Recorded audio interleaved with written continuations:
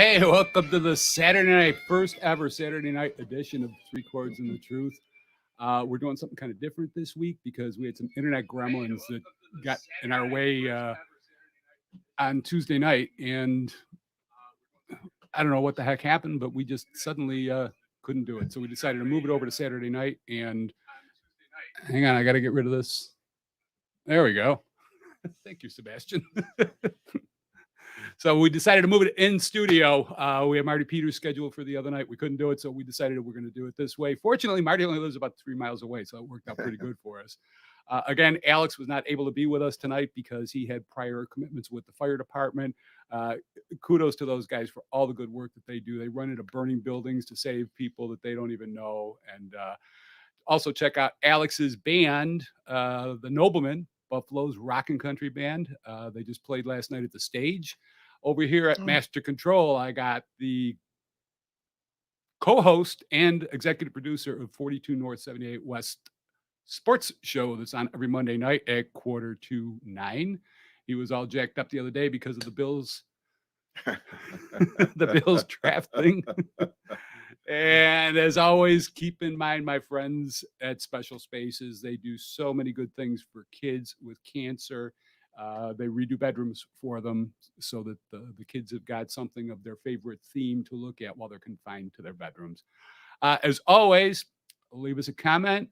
You can like us. You can subscribe to us. And we also have, as I've said the last couple of weeks, we've got this new feature and this new format that Sebastian came up with that you can actually leave us a comment or a question. If you've got something that you want to say to Marty, it's going to pop right up here on my laptop screen. And, feel free to ask us any questions that you would like to. And now, without any further ado, I would like to introduce our first ever in studio Saturday night special, special guest, Buffalo Music Hall of Famer, Mr. Marty Peters. Marty, thank you. So glad you're here. Thank you for having me. And I apologize a little bit for the hoarseness. I did my first electric gig in 14 months last night. We did a benefit down on Ohio Street for the veterans, and we had a lot of fun, and we got a little rowdy, and good. The voice is not well, it'll come back. Let's put it that way. What do you prefer, acoustic to electric? No, I mean I've always done both, but once the pandemic stopped all music, I went from kind of 15 gigs a month to none. Wow. And so I've only played one gig in that period of time, and that was an acoustic gig. Okay. So last night was full band. We had Bob James, and we had Jim Wynn, another Hall of Famer, both of those guys. Okay. Grosh, who fantastic band. Mike Delano from he was on American Idol, I think. Wow. So he was down there playing with us, and we were under a tent right down by the water, and freezing. I was going to say, you had to freeze your asses up. Yeah, it was a little chilly last night, but we warmed it up, and it was a great cause. As always, anything that we can do to help the vets, that's always a great cause. Yeah, absolutely. Absolutely. And it's not the first one I've done, and it certainly won't be the last. And thanks to Bob James for putting all that together. It was a nice night. It really was. Turnout was great. They managed to keep a tent from blowing away, which was tremendous. That's always a plus, right? Yeah, it was great. The week earlier, I had been down right across the street at Resurgence Brewery, doing sound for a Grateful Dead show. So it was kind of both ends of the spectrum there. So yeah, but because of that, I'm a little on the horse side. So we'll get through. We'll get through it. Yes, right. sir. Well, let's go from where you started. Mm-hmm. Take us from when you first started. Okay. Right up to. I mean, I looked at your profile on the Hall of Fame website. Yeah. You got to Woodstock at 13 and a half years old. Yeah. Wow. I started playing just about that age, maybe just a little earlier than that. there was a guy um, at the boys club in Lancaster Okay. in the summer, and I wish I knew his name because he was a tremendous influence. He had a nylon string, a classical guitar that he used to play. Okay. And I'd been a gym rat at the boys club from the time I was a little kid. But by the time I was 13 and a half, it was kind of like, okay, well, there's this other thing going on. I'd always been a music kid. I mean, I watched the Beatles on Ed Sullivan. It was the whole 9 yards, and had 45s like you have here. So but I remember one summer specifically, I kind of made that shift from sports and into music. Yeah. And this guy, and again, I wish I knew his name, but he would be there and he would, I don't know if it was during a break or what he exactly was doing, but he would play these songs on his nylon string guitar. And one day I heard him playing, it was either Blowing in the Wind or Hey Mr. Tambourine Man. Sure. It was a Dylan song, Sure. you know.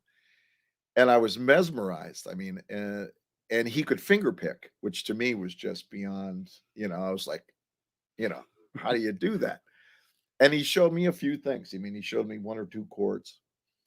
Um, and there was a group of folks that were older than me, that were 4 years older than me, and they were all musicians. And the boys club had kind of set aside a little area, a room for them, because they weren't doing sports. They were doing something else, and they set aside a little room.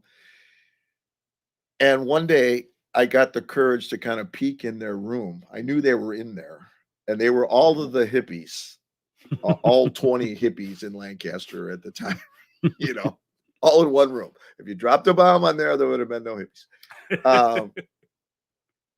And by that time, I had learned a couple of songs. I only knew a couple of songs.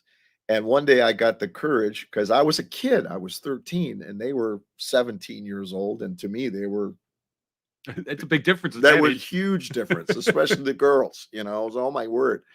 So I cracked open the door one day and I heard this guitar going on in there. And I stuck my head in, and they were all sitting in a circle like you would imagine in 1969, Right. with Indian style, and they were passing this guitar around, and there was some incense burning or candles, or it was that thing. All the cool stuff of the Oh day. yeah, and I'm a 13-year-old kid. I'm like, so I remember poking my head in the door, and I think it was one of the girls kind of just did this, like, come on in, And I was just like, no, I can't go. No, no, no, no, no, no. And I was trying to figure out a way to kind of back out of this thing. And everybody said, come on in, come on in. So I went in, and they made a little spot for me, and I was just this little punk kid. And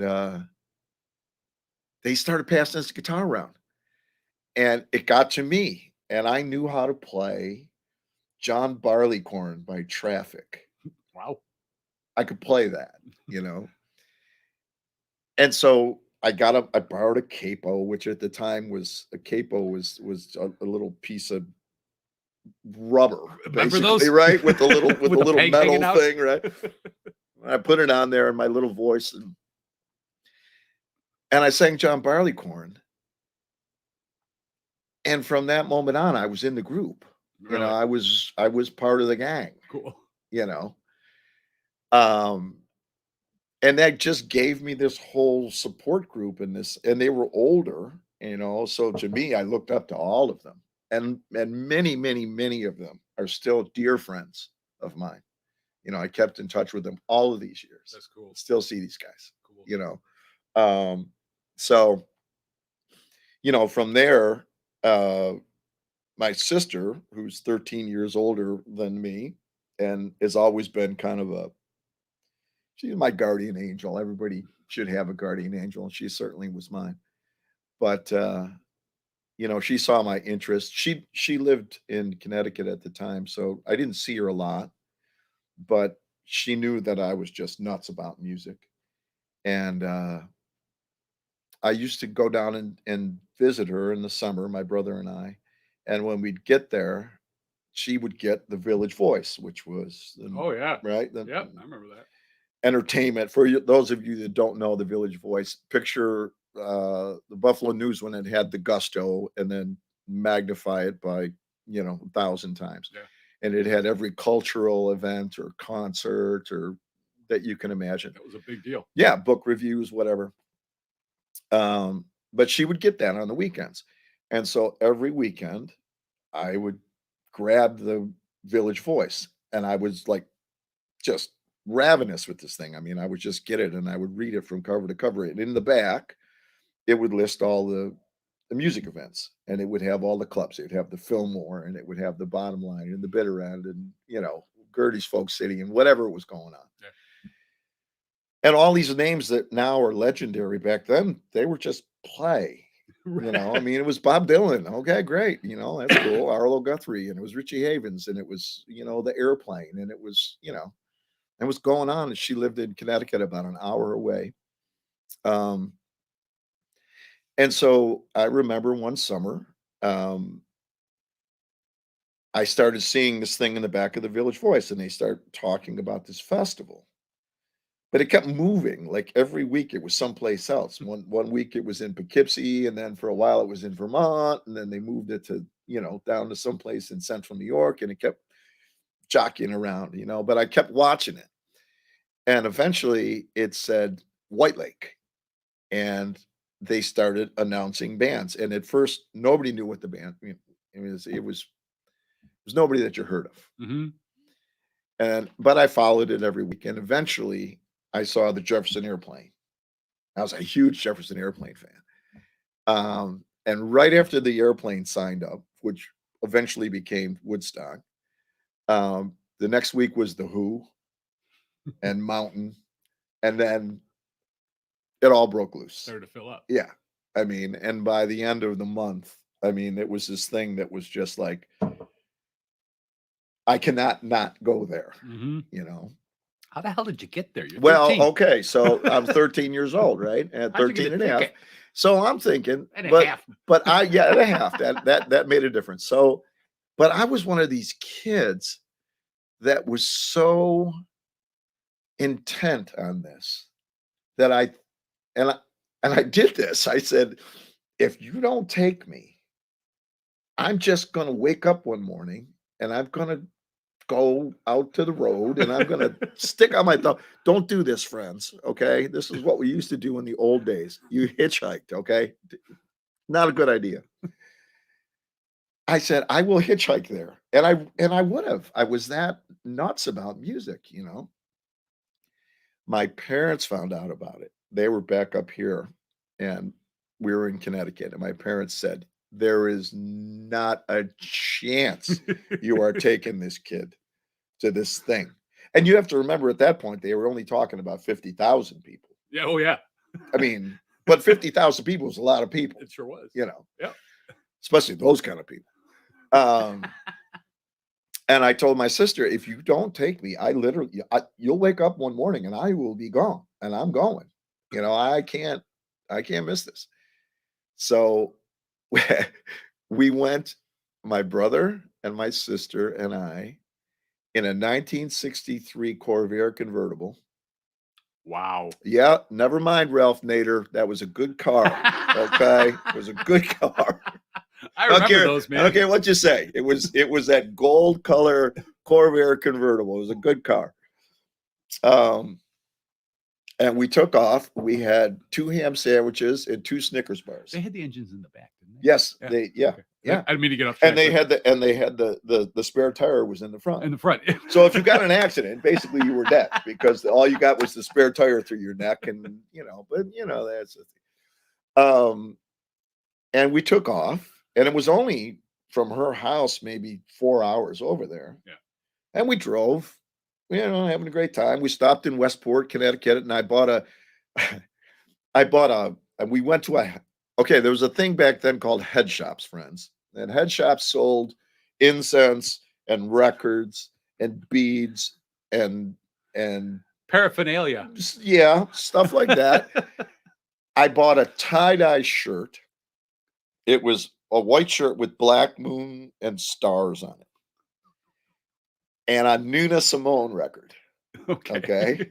Because I went in there and I heard this amazing voice over these speakers. And I was like, what is this music? You know?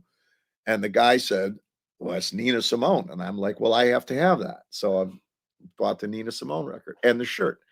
We took off and we got over there, and it was smooth sailing till we were about 5 miles from the festival site. And all of a sudden, it was an army of freaks. I have no other way. I mean, I was already friends with the 20 hippies in New York, in Lancaster. Okay.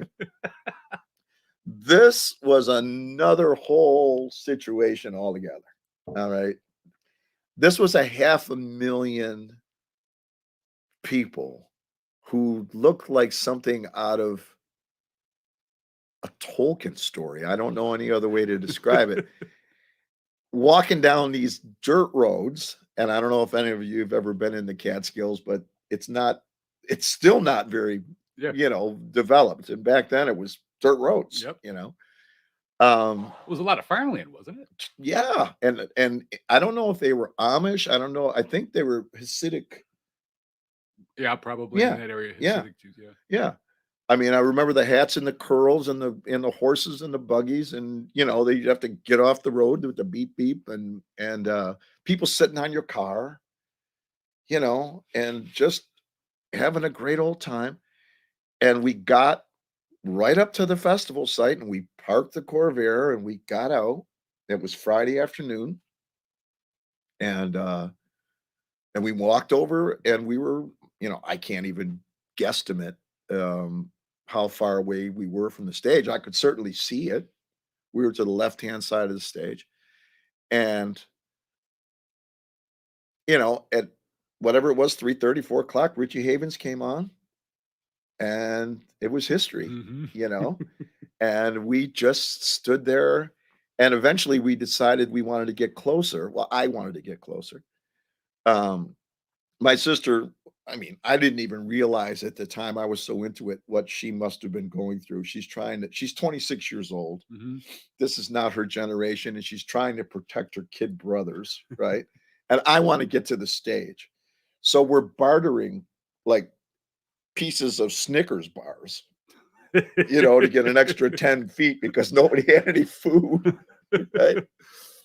And eventually we got up there, and I remember seeing Joan Baez. She was 8 months pregnant. I mean, I remember seeing all these groups, but the first thing that really affected me was Ravi Shankar at night with the saffron robes and the, people don't remember Hare Krishnas now. They were in every airport in America back then, right? I mean, watch the movie Airplane, you find out. Yeah, exactly. And I remember seeing Ravi Shankar come out with the whole thing, with the sitars and the tablas. And I was just like, oh my God, my head just, Did you ever try playing one of those? No. I've never even seen one. But I don't think I could get in that position anymore. I could get down there, but I couldn't get up. Yeah. And we stayed all day Friday, all day Saturday. My sister had to go to work Monday morning. So we left on Sunday because we thought we'll never get out of here. I was going to say, which we never would have gotten out of there. You know what I mean? She had a job. And so we took off back to the Corvair and away we went, Wow. And then this is the really interesting part is 3 weeks later, we flew to Denver and we rented a car and I saw the Grand Canyon. We went to Las Vegas and I saw Elvis. Jeez. With the TCB band with James Burton. Yeah. Whitney Houston's mom was one of the background singers, Sissy Houston, with the Sweet Inspirations. And that whole band, Glendy Harden, Ronnie Tutt, that became Graham Parsons' band, and then Emmylou Harris's first hot band. Yeah. I saw with Elvis. And this was in 69, and he hadn't become Kung Fu Elvis yet, right? It was amazing. And I had just seen Woodstock like 3 weeks earlier. So I went from that to that. You don't need to be on our show. You need to be on the History Channel. Right? And then we went and drove to the West Coast, and I saw the Pacific Ocean and the redwoods. And then I came home and started ninth grade. You know, I mean, it's so, yeah. I mean, I don't know what kind of a transformation that is, but That's it certainly crazy. set me on a life path that was It- that's still going. it's worked well for Yeah, you. it's still going, you know. So I have to ask you about these things that you've got over on the table yeah, over here. yeah, So yeah, yeah. whichever one you want to talk about first, please do. Sure, sure. So if you want to, you know, because I can't cover all of it, if any of you are interested and want to kind of find out some background stuff about me, you can go to the Buffalo Music Hall of Fame site. And thank you, Buffalo Music Hall of Fame, for inducting me in 2014. That was it was an honor I to bet. be, you know. I remember getting the letter in the mail and saying you're one of 265 musicians ever in the history of Buffalo music, you know, going back to Harold Arlen, Right? right? I mean, it was a tremendous thing. My dad hated that I did music. Hated it. Why? Hated it. Because of My the profession, dad, or he my didn't dig dad music? had played AAA baseball Okay. back in the 30s. And he always had seen for his sons a sports thing. Okay. And I was good at sports. I had to be. My dad made sure that we were. But when I found music, I Gave it up. yeah. And so as much as my dad hated it, my dad really loved excellence. And so when I got inducted into the Hall of Fame, it was a big thing because he would have probably finally Giving you some honored it. kudos. Yeah, yeah.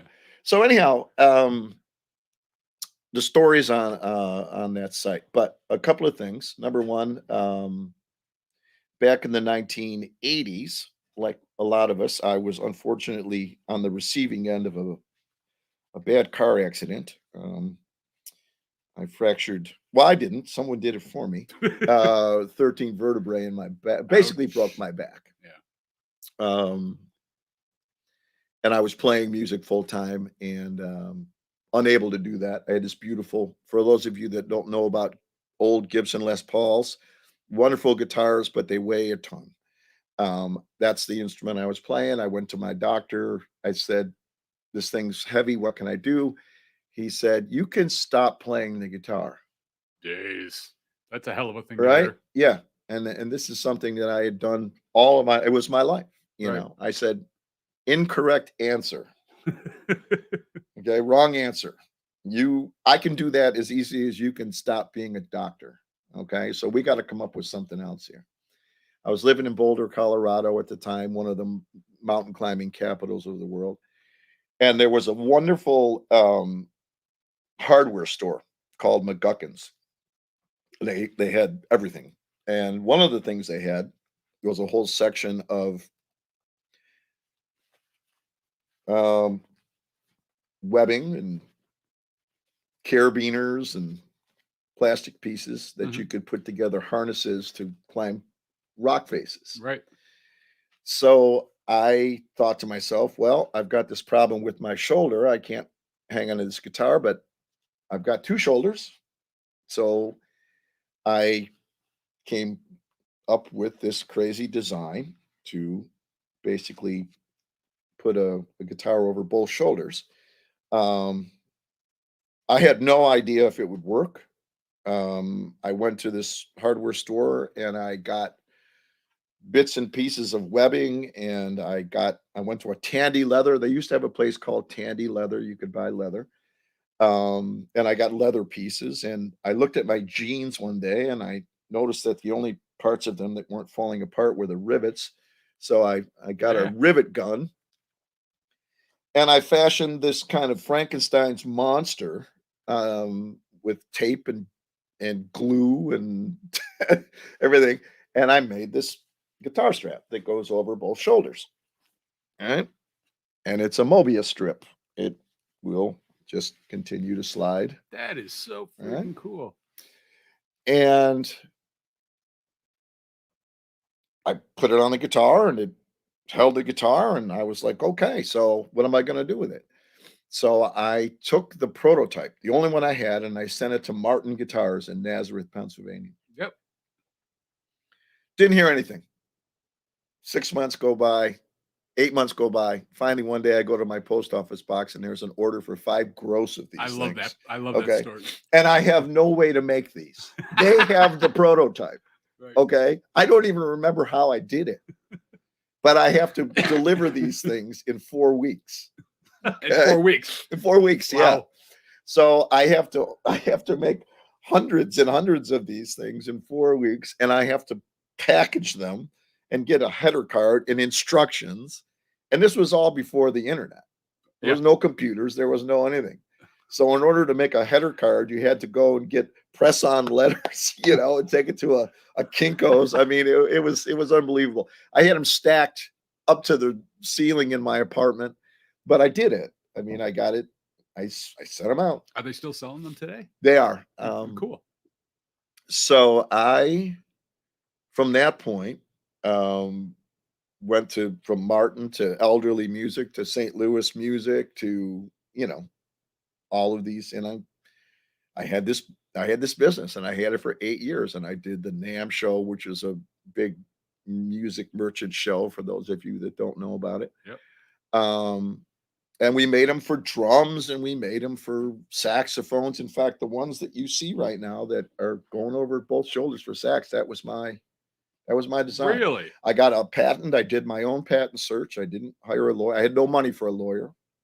I was very fortunate that University of Colorado, which was my alma mater, was one of the few places between Chicago and Denver that had the books that had all the patent information in. So you'd go to the stacks in the library and literally blow the dust off these ginormous books. And while I was doing that, this is a great story. While I was doing that, on the page where mine eventually wound up was a patent for something, one strap that came over to a piece of wood that then folded up like this, like an ironing board that you would put an instrument on, and it was assigned to E. Van Halen. So Eddie and I are on the same page in the patent book. That's crazy. Yeah, that's crazy. And I had the business for 8 years that I ran it, and at that point, I was getting them made here in the States. I did not want to go overseas. I didn't want to do that, and I just, you know, after the first year of making these, there was 3 Korean companies that kind of put out something very similar, and all you need to do is change 20%, and you know, you lose your patent and whatnot. So after 8 years, I licensed it to a couple of guys in San Diego, and I was originally going to go to San Diego and kind of work for them as kind of like the overseer of it. My mom got ill, and I wound up back here in Lancaster, and they wound up licensing it off, and I went from making all of the money to some of the money to none of the money, you know. But I did get to see them used on the Grammys, and I got to see them used on the Olympics with my mom while she was still alive, which was pretty cool. Very cool. So that was a neat thing. Couple other inventions that I did over the years that were also music related. My dad was kind of a MacGyver person. Oh, really? Yeah. So I think I got that from him, you know. It's like, you know, it was like, all right. Take a gumball and a well, he had a collision shop, you know, and he had a leaky roof in his collision shop. So in typical dad fashion, I came back from college one time and I went over to see him, and he had this car that he was painting, and over the top of it, he had a big conduit of metal that kind of came from the ceiling and over around the car and down the other side. And I said, "What is that?" And he said, "It's a rain apparatus." And I said, "What the hell are you talking about?" And he said, "Well, there's a leak in the roof, so it catches the water and it just goes down over the car and it goes out and outside." I said, "Why don't you just go up and fix the roof?" Right. You know, but that's not how he thought, you know. So he would have come up with this. Sure. You know, yeah. So it was in the genes. Yeah, and then another thing, shameless plug. All of you should read this, all of you recording folks. I've been writing for this magazine monthly for 25 years this September. Congratulations. I'm the longest tenured author of one column that I know of in any magazine, certainly in the music business. I got this job. What I do is I critique people's home and studio recordings. So for all of you home recording people, which is most of us these days, because commercial studios are kind of out of business and Which no is one another can thing that's afford sad. them anyhow. Yeah, it's very sad. But every month I pick 2 or 3 or 4 of these, and people send them to me, and I go through and I critique them for technical things and encouragement and advice. And I've been doing it since September of 1996. You'll be getting an email from us. You can go online to recordingmag.com, and they put the songs up every month so you can hear them, and you can read the reviews and see if you agree or disagree. So yeah, and that's been a really nice thing. I got this job because I had no typing skills whatsoever. I never took typing class in school, and I had no computer skills at all. And I went, I saw an ad in the magazine that they wanted an associate editor. So I went to the office, and they put me through this whole drill. And at the end of it, I had to type. And they gave me 10 minutes to type, and I think I maybe got like 3 sentences or something. And they came in, and they're just kind of like, "Do you know what an editor does?" I said, "Not so much." They said, "Well, that's good because you're not going to be one. Uh, but you know an awful lot about music. And so stay in touch with us, because somebody with your knowledge will find something for." Sure. And originally I was supposed to be one of 4 people that was going to split 3 of these reviews a year. And after I wrote the first one, they gave me the gig, and That's pretty cool. 25 years later, I'm Very cool. still doing it. Yeah. So, and still playing after all of these years, That's including last night. also very cool. Yeah. Well, I want to get to the video years, because I watched it the other Yeah. day after you told Yeah, me yeah. about it. But Yeah. first of all, the sound clarity for a YouTube video, that was amazing. Yeah. Well, that was a beautiful studio they had Yeah, over there. that Yeah. was- Speaking of studios. That was crazy good.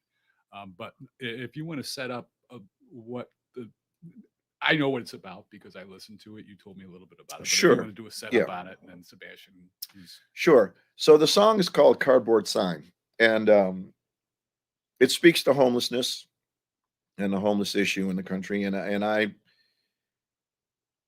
it's a weighty subject. It's a hot topic. The song doesn't really speak to the wherefores and the whys about it. It just kind of tells a story.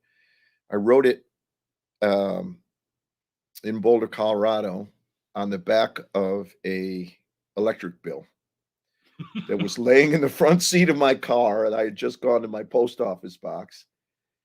I had been walking down. Boulder's got a pedestrian mall, and I saw a guy, obviously homeless, standing there with a sign, and I don't even know what the sign said. I don't know if it was the classic "Will work for food." I don't know what it said, because what it with had started to drip in the rain. okay. And it struck me as I stood in the rain writing this down as fast as I could write it. I mean, it was one of those things that I don't know where this song, I take, it came to me. Yeah. It came from wherever they come from. Yep. I don't know. But I wrote it as fast as I could.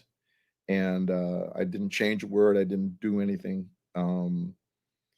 The song's called Cardboard Sign, and it just speaks to the human condition and homelessness, and for whatever reasons people find themselves there.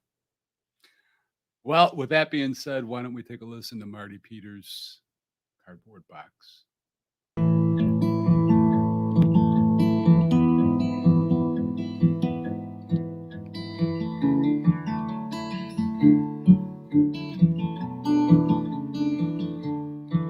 It's too wasted to work.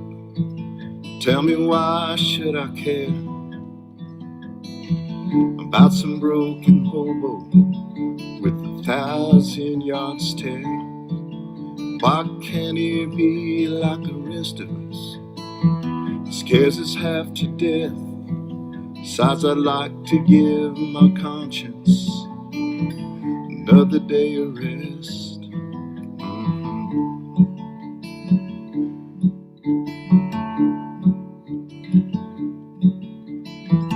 Maybe it was hard times, maybe it was the war, maybe some folks just can't handle what life has in store.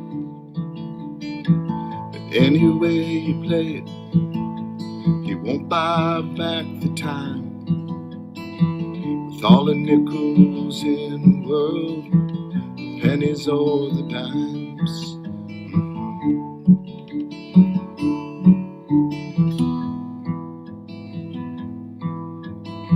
So there before the grace, if you were in his place, and the world you recognize was suddenly disguised, then would you feel so confident? Or would you change your mind when you pass him by in the rain with his cardboard sign?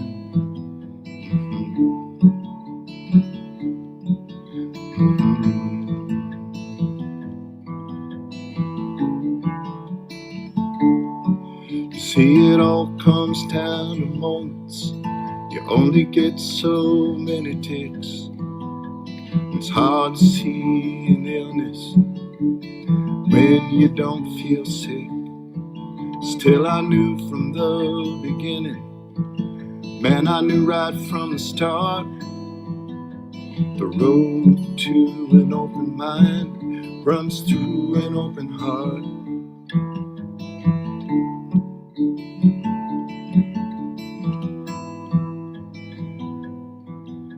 So there before the grace, if you were in his place, and the world you recognized was suddenly disguised, then would you feel so confident? Or would you change your mind? And you pass him by in the rain with his cardboard sign. Would you pass him by in the rain with his cardboard sign?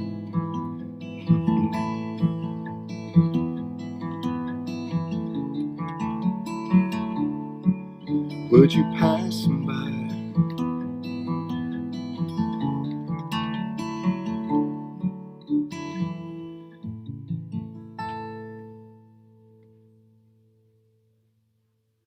Hey, we're back. 3 Chords in the Truth with our special guest, Marty Peters. It's so cool having him here to talk to because he's like a walking, talking history book.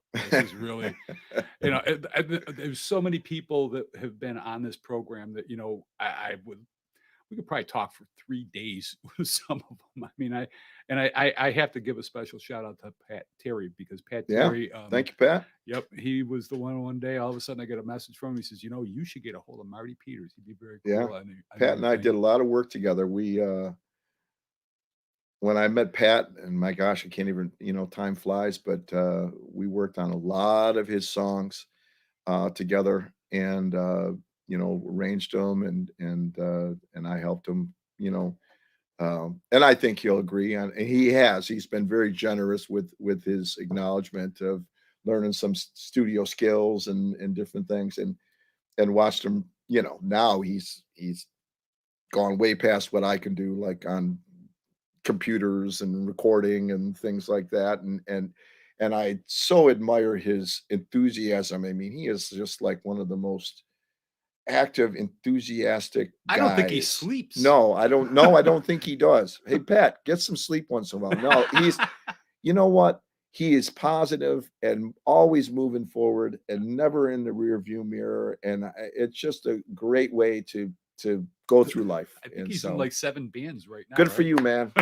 No, I agree. He's a Um, great guy. yeah. So, yeah, moving on. I guess, as kind of an offshoot from the song, I hope you like it. Oh, it was a great song. That was part that came out of an opportunity I had to record at that studio. Thank you, Alan Dussel, for doing the engineering and the mix. But I was involved with the Easter Run Music Festival, which I still am. They'll get around to doing it again. Sure. Sometime, yeah. I headlined that a couple of times, and I'm heavily involved in I sort of found a home away from home in East Aurora.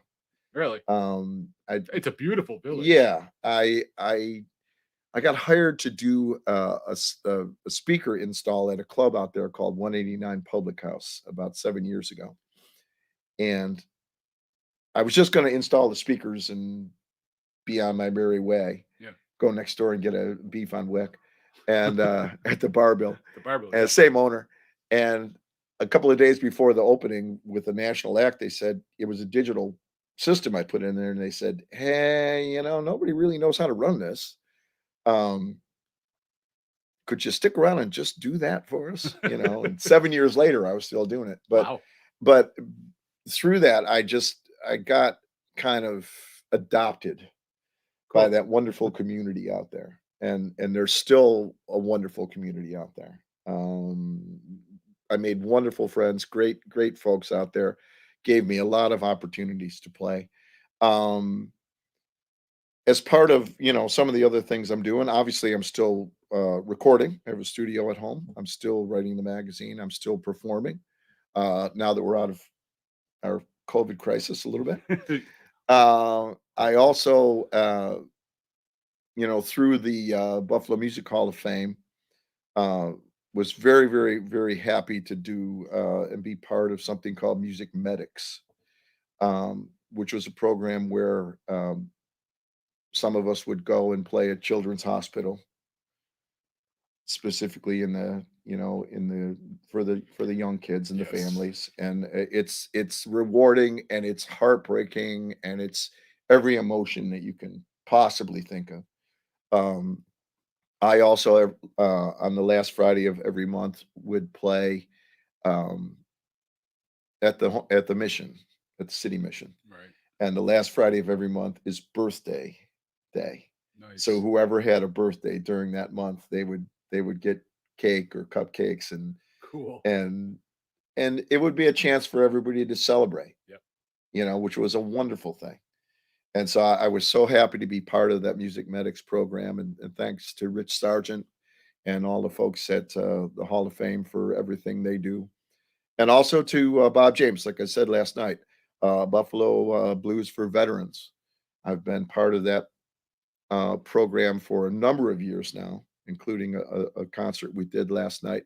Bob has raised, and Rick Sudo and some of the folks involved in that have raised over $100,000 Wow. for local veterans in the past few years, That's and amazing. continue to put on tremendous shows and get involved with all kinds of local musicians that give their time to support our vets. That's so cool.